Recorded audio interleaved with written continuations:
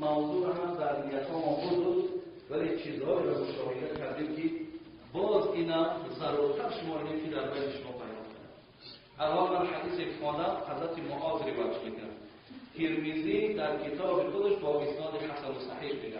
ان معاذ رضی الله عنه قال سمعت رسول الله صلی الله علیه و سلم یقول الله تبارک و تعالی المتحابون فی جلالی لهم منابر من نور یغبطهم النبیون و شهدا.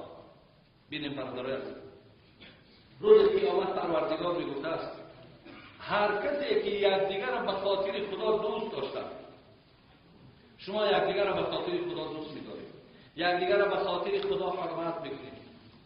خب روز قیامت پروردگار میگفته است در منبرهای از نور میشینانم، منبرهای از نور، چنان منبری زیبای برای اینها تیار میکنیم که حتی پیغمبرها و شهیدها میگه تمنای همین منبر را میکنن.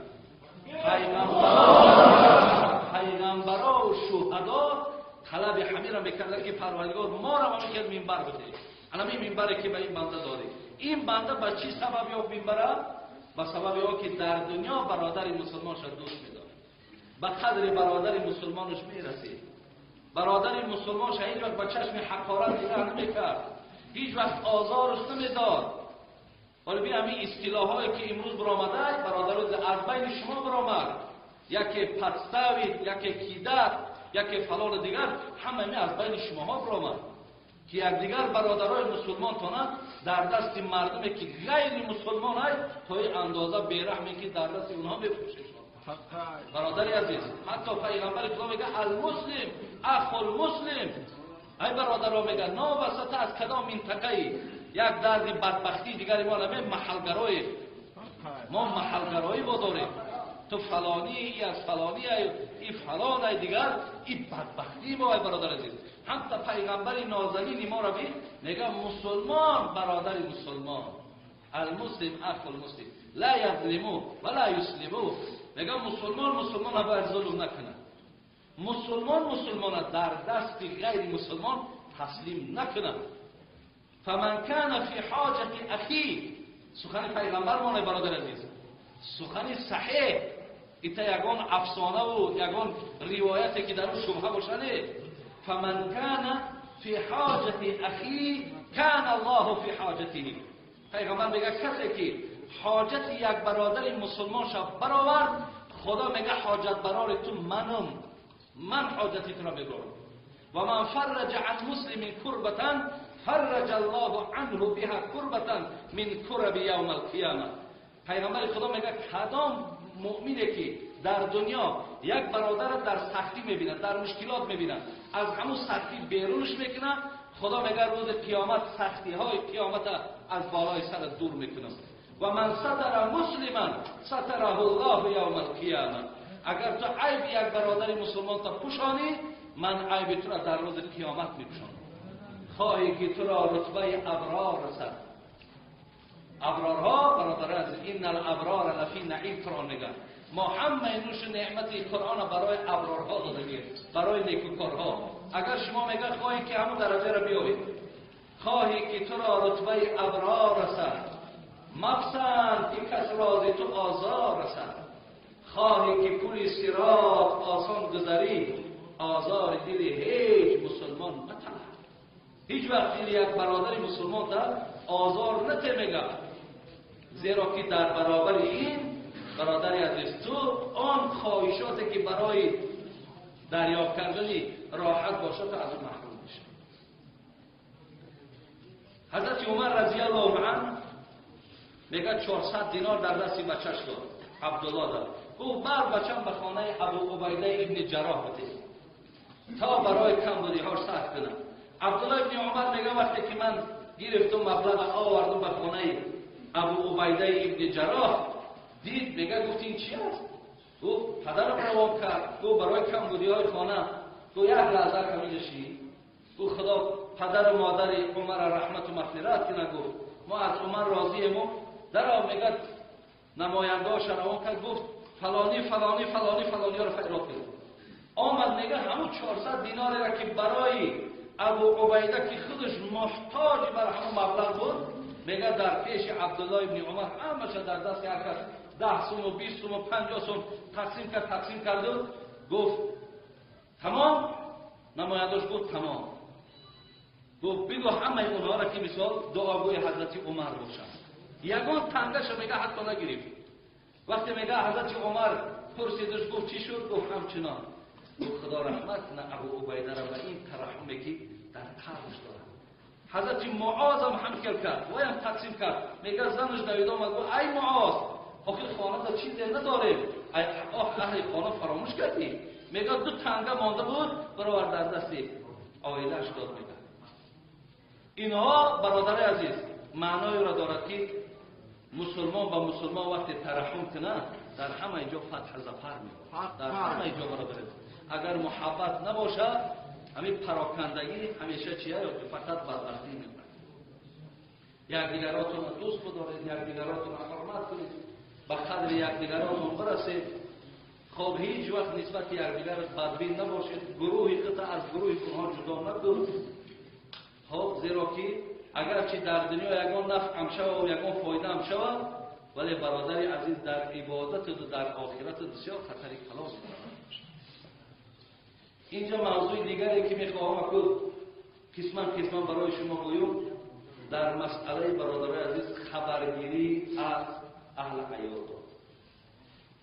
اهل عیال فراموش نکنید. شما همین 4 نامسلمانی که گویم تای کروسی کردگی در همین کوچه میگردن پاهای سفید همونا شما را فریفته نکنند. من از جوانای تاجیک خودمان شنیدم که داملا آیا اگر آدم زنی روسی بگیره دیگر زنی تاجیکیش فراموش میکنه. ایره همین تا بمزه کده گفتیست مزه. این مسئولیت ما، این دینداری ما، این عقیده ما برادر عزیز. این چیزا را که ما احساس میکنیم میگه گندش بچه آچهش را دیو نشون بده. او چی میداند که مثال آن چیزی را که ما درک داریم آلی بچه هم هیچی را درک نداریم. آلی تو هیچی را نمیفهمیم. آلی تو تایها غلام در موشیدگی خود درک نداریم. فقط هم یک جاگه خواب تا میدانیم تمام. تاجیکای ما میگفتن مرده با کفن سفید شادی دارد لیک ای عذاب گل درک ندارد. با کفن سفید شادی میکنه ولی ای عذاب گل درک ندارد. آلی او را دیده با او سر سکه و سرخی و دیگر خب بگر خدا مرا داد، نه ترا خدا زد خدا دادگی نیست. ترا خدا دادگی نگو دادر عزیز. زیرا که ترا حیبت تگیرید نم تگیرید. و ما تاجیکا برادران عزیز بینید در تمام جا با دعوا هم داریم که ما هویت داریم، ما حسی دینی ما یک طرف حسی ملی هم داریم، ولی وقتی در یک نفری که آخر هیچی از او یکان نفع برای تو در حیاتت نمیرسه و قیامتت نمیرسه، تو در راه آمده خطا بدست خودت غلام کردی. غلام کردن یک طرف تو از اهل عیال خودت فراموش کرده. تو میدونی که اونها وقت شما امام غزالی را پیش از آمدن خواندم میگه حق زن به گردن مرد همیه که در 4 روز یک بار باید خانه‌داری کنه. در 4 روز باید میگه بردنش یک بار خانه‌داری کنه. این حق زن به گردن مرد که میگه. ولی با سبب قدری که شما دارید امکاناتتون را استفاده برید، خب شما از حال اونا آگاهی پیدا کنید. با تلفن‌ها با اونا صحبت کنید، مراجعت‌های خوب کنید، با اونا صحبت‌های بسیار نرم و ملایم کنید. ولی بسیاری تاجیکای ما نشستیم میگن داملا این دوشنبه رفتیم این تاجیکستان را دیدیم همه خواهرای افراط شدن، این دخترکا همه به سطر به حیا شدن. اگر تو غمخوار باشی برای نکاح کده بگی تو قدر کمفورت که برای زن اینجا تو تیار میکنی 20% اگر برای زن تاجیک تو هوا تا بوسه میکنه با تو دست تیره یک سهر به کلبسه بمان قال میکنه یک سهر برادر ای زن تاجیکی ما بیچاره به همون دانه و به همون آب و به همون چیزی باشه تا مردهش طاقت میکنن. 1 سال 2 سال خبرشون نمیگیرن. عدل انصاف بگیم ما خواهرای من دیگه اگر چی خواهرای مثال بگیم نسبی هم نباشد ولی من همچنان خواهر میدونم همشه. با ما گپ میزنن، گریه میکنن که مثال 2 سال 3 سال 4 سال من لم یرحم لا یرحم. پیغمبر کسی رحم نداره خدا با او رحم نمیکنه. شما از این برکت هم نمیابید. 1 سال 2 سال نمیه در یکم قانون شریعت نیامده که وقتی من زن بگیرم پدر و مادر من خدمتگار باشد، او خدمتگار در حقی و شوهر باشد. بازم همین که ما تربیت میکنیم خواهر عزیز، دعای خوشامد تا بگی، دعای خسر تا بگی، دعای اولادای مثال شوهر تا بگی، اونها تا پل کده اگر گوییم هر وار 1 سال 2 سال در خانه تو خدمت دارن، پدر و مادر تو خدمت میکنن، خواهر دادر تو لبای میگن. بازم همین تا از همین جا با سیاست تا بعضی ها تا اندازه نامردی که از همین جا با طلاق شو میکنیم. بعدا چی شده سبب؟ یک قطعی دادرم جنگ کرد، یک قطعی خواهرم جنگ کرد. بزنه و دادر خواهر تو تماما به عقل به فراست باشن. بعدا شما پشیمان شده که حالی ممکن اینجا در هست برادرایی که با ما صحبت کرده میگه بله داملا حق میگوید، همون دادر من حقیقتا مثال بدبخته یا خواهر من همچنانه. ولی برادر این کار در حق زنها کن نکنید. هیچ وقت این لبدنک علیک حق ولی زوجک علیک حق. همین بدن هم بالای ما حق داره، زنا هم بالای ما حق داره. پیامبر میگه روز قیامت من از پشت 2 کسم اللهم اینی احرج حق ضعیفین. همین چیزی من میگم اینجا علی علم است. همین هر کدام شب برای بسنجید. اگر یک تاشا کتاب بیرون باشه بگو حاجی میرزا 100 نامعقول کرده که یک تاشا کتاب بیرون باشه. اللهم اینی احرج حق ضعیفین الیتیم و المرأة.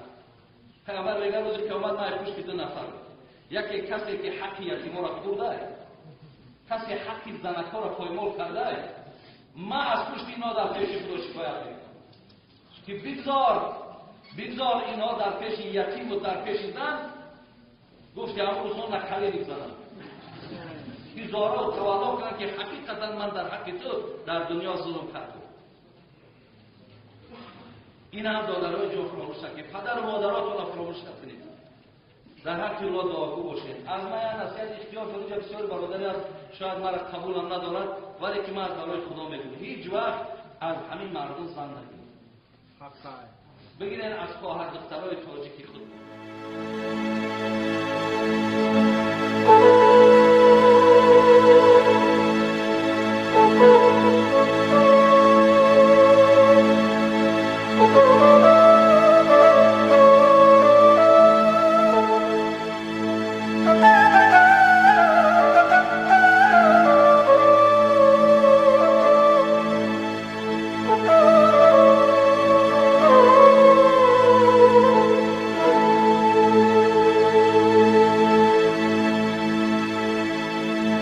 بیا ای هموطن دیگر نپرسه، بیا ای همزبان دیگر نپرسه، من و تو همدیگر را از کجایی. فقط پرسیم از هم حال و احوال، فقط پرسیم از هم حال و احوال. نترسیم آنقدر از هم صدایی. من و تو زاده یک سرزمینیم و ما را مادری تاجیک زاده. همان مادر که حافظ آفریده، همان مادر که خیام آفریده است، همان مادر که سینا آفریده. به دنیا مرد دانا آفریده است.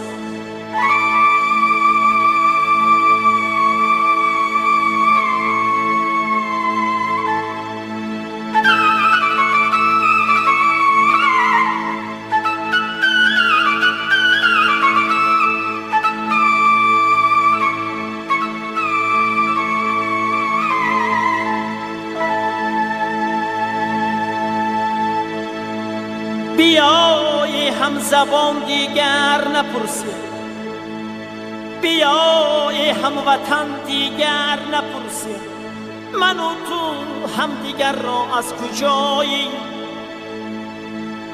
اگر آنقدر از هم دور مانیم، یقین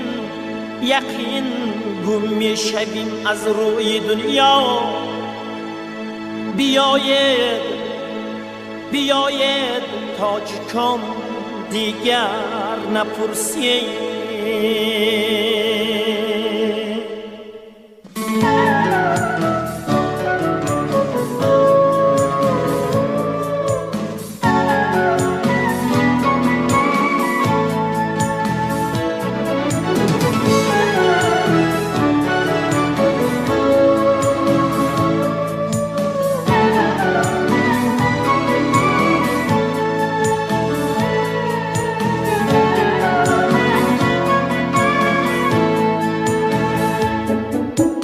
مکانم مزرعی ناموس عار است،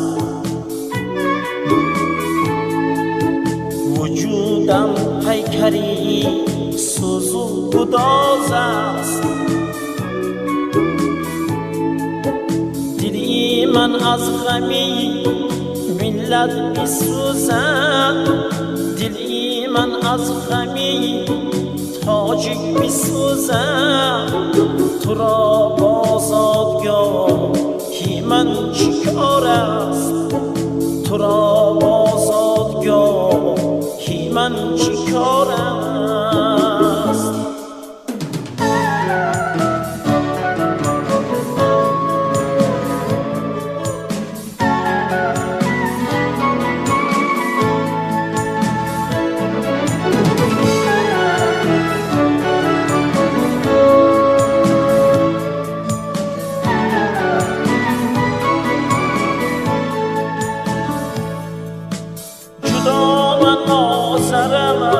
شام را برادر و خطلان و بدن شام را برادر، زری سرخی زرف شام را به دستار، بیجو لعلی بدن شام را برادر. دلی من از غمی ملت بسوزد، دلی من از غمی تاجیک بسوزد. تو را با زادگاهی من چیکار است؟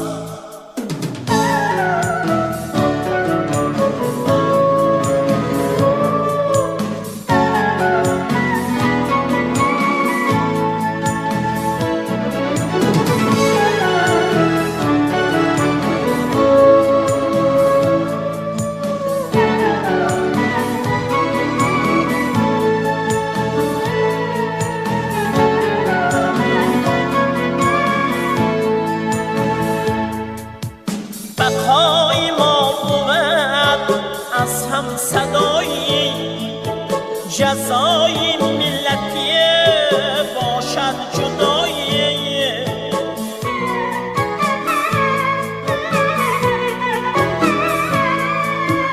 بقای ما بود از هم صدایی، جزای ملتی باشد جدایی.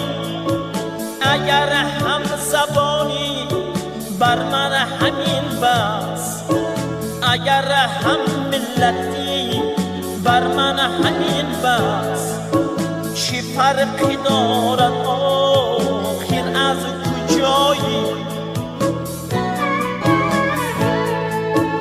دلی من از غمی ملت بسوزد، دلی من از غمی تاجیک بسوزد. تو را با زادگاهی من چیکار است؟ تو را با زادگاهی من چیکار است؟ تو را با زادگاهی من چیکار است؟ تو را با زادگاهی من چیکار است؟ تو را با موضوع هم در نیت ها موجود بود، ولی چیزهای اینا ضرورتر شما اینه که در بین شما بیان کنم. اول من حدیث خواندم حضرت معاذ روایت میکنم. ترمذی در کتاب خودش با اسناد حسن و صحیح میگه. ان معاذ رضی الله عنه قال سمعت رسول الله صلی الله علیه و سلم یقول الله تبارک و تعالی المتحابون فی جلالی لهم منابر من نور یغبطهم النبیون و شهدا. بینیم برادران، روز قیامت پروردگار میگفته است هر کسی که یکدیگر را به خاطر خدا دوست داشتند، شما یکدیگر را به خاطر خدا دوست می‌دارید، یکدیگر را به خاطر خدا حرمت می‌کنید. خب روز قیامت پروردگار میگفته است در منبرهای از نور میشینانند، منبرهای از نور، چنان منبری زیبای برای اینها تیار میکنیم که حتی پیغمبرها و شهیدها میگه تمنای همین منبر میکنن. پیغمبرها و شهدا طلب همین را میکردن که پروردگار ما را همین منبر بده. همین منبری که به این بنده داده.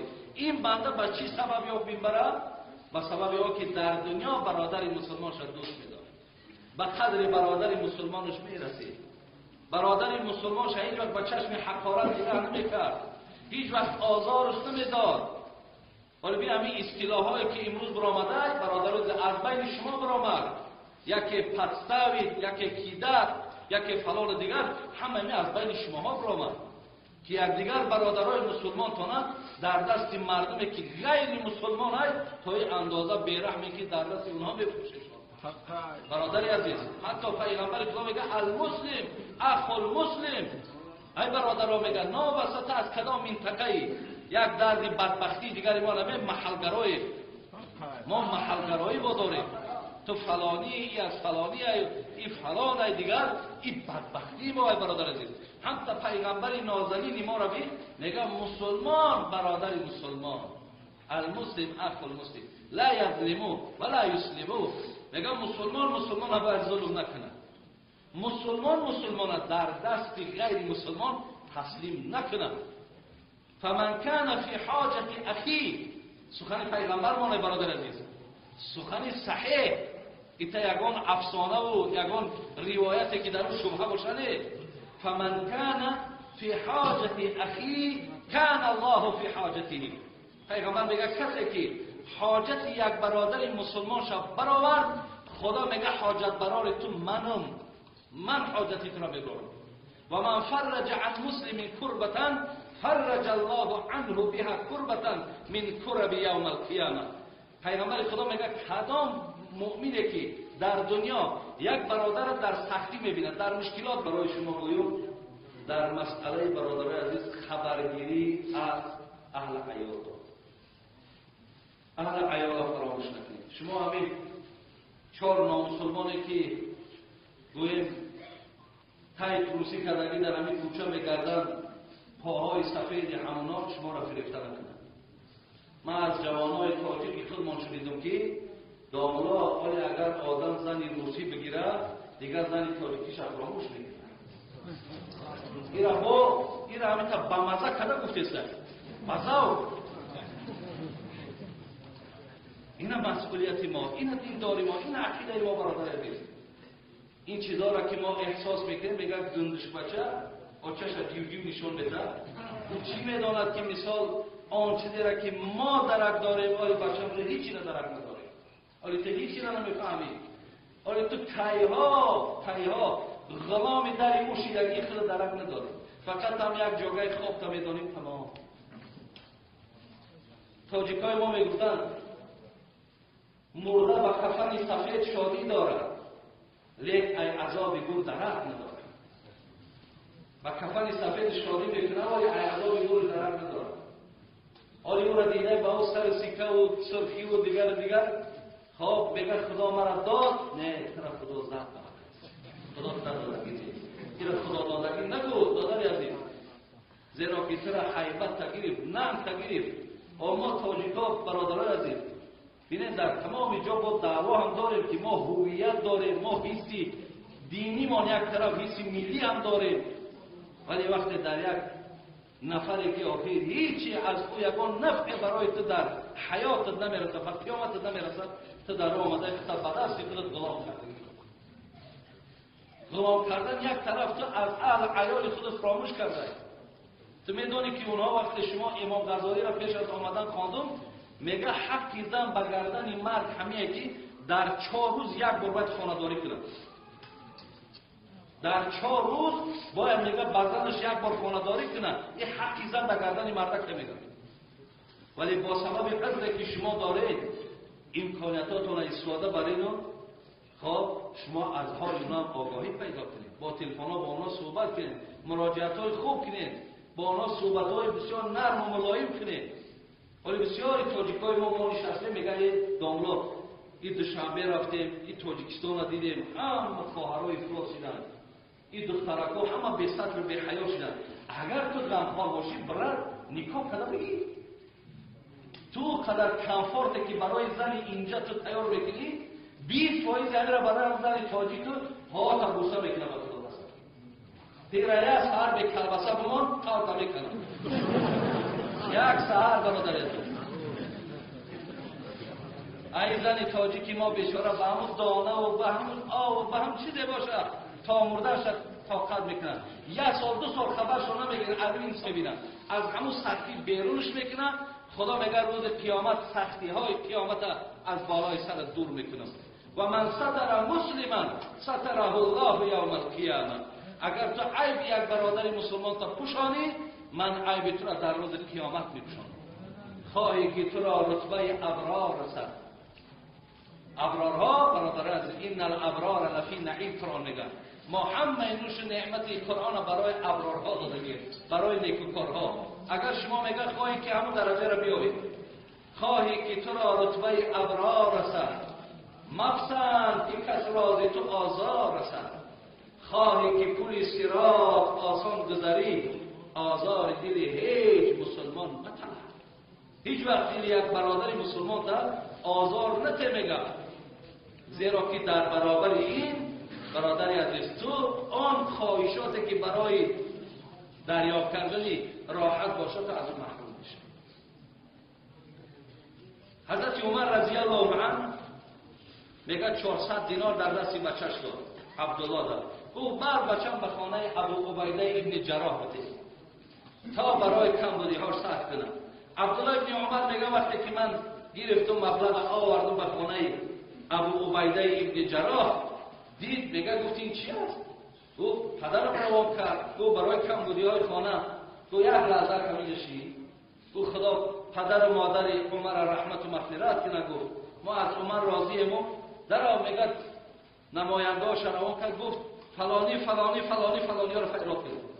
آمد میگه همون 400 دینار را که برای ابو عبیده که خودش محتاج بر همون مبلغ بود میگه در پیش عبدالله ابن عمر همش در دست هر کس 10 سوم و 20 سوم و 50 سوم تقسیم کرد. گفت تمام. نماینده‌اش گفت تمام. گفت بگو همه اونها را که مثال دعاگوی حضرت عمر باشند. یگان تنگش میگه حتی نگرفت.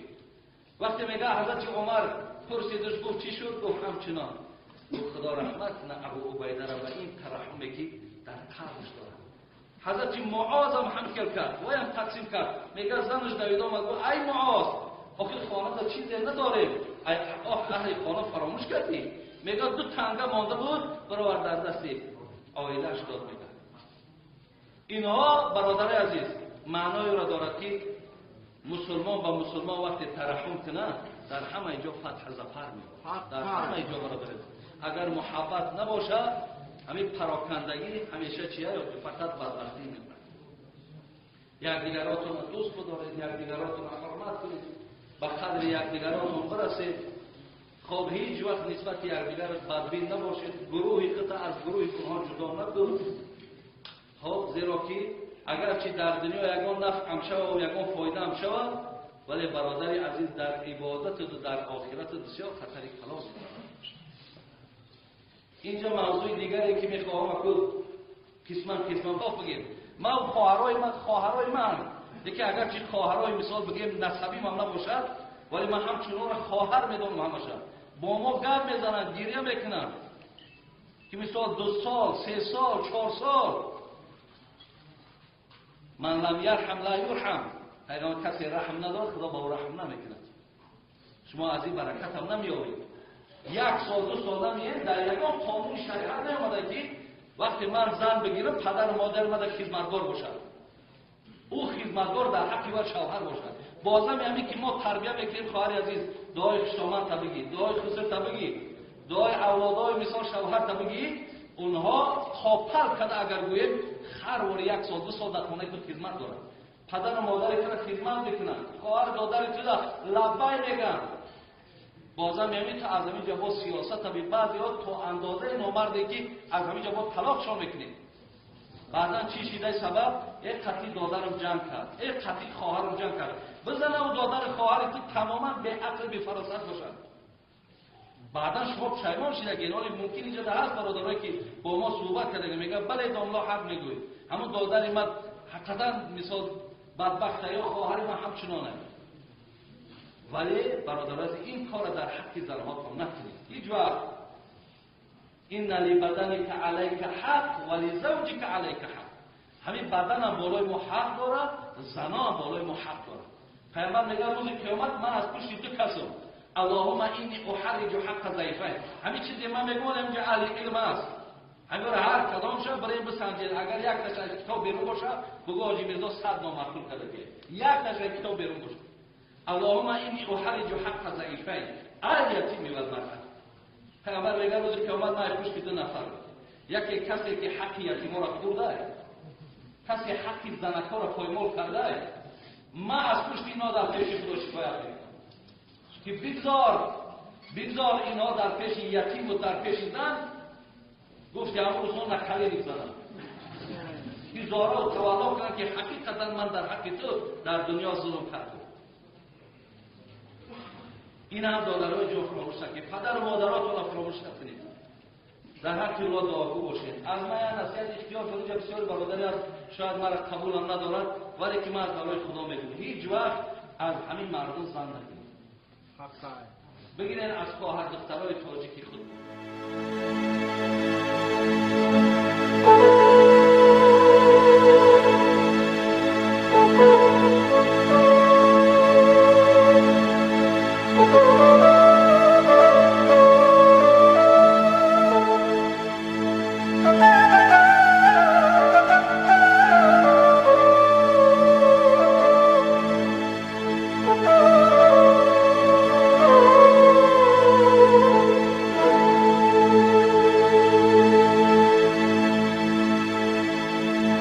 بیا ای هموطن دیگر نپرسه،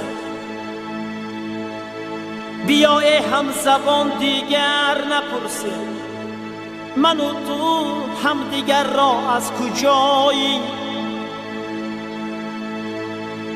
فقط پرسیم از هم حال و احوال، فقط پرسیم از هم حال و احوال. نترسیم آنقدر از هم صدایی.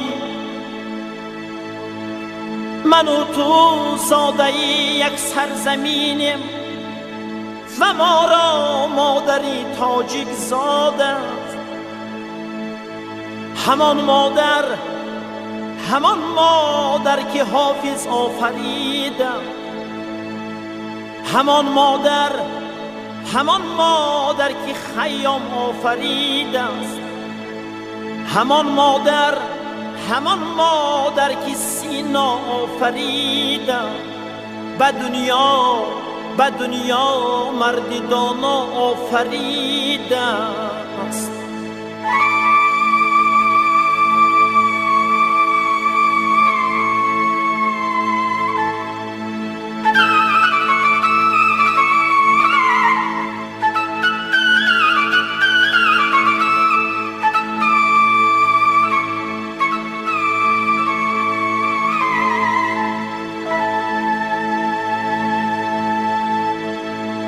بیای هم زبان دیگر نپرسه، بیای هم وطن دیگر نپرسه، من و تو هم دیگر را از کجایی.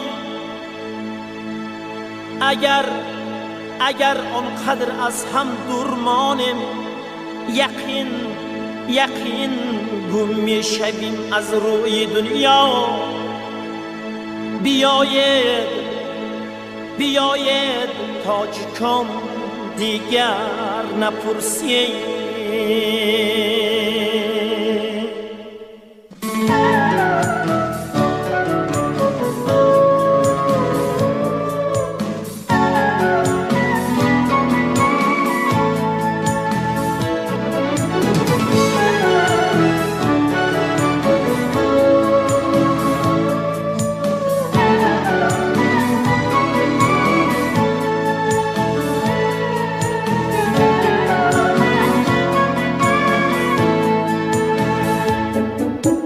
مکانم مزرعی ناموس آر است، وجودم پیکری سوز و گداز است. دلی من از غمی ملت بسوزد، دلی من از غمی تاجیک بسوزد. تو را بازار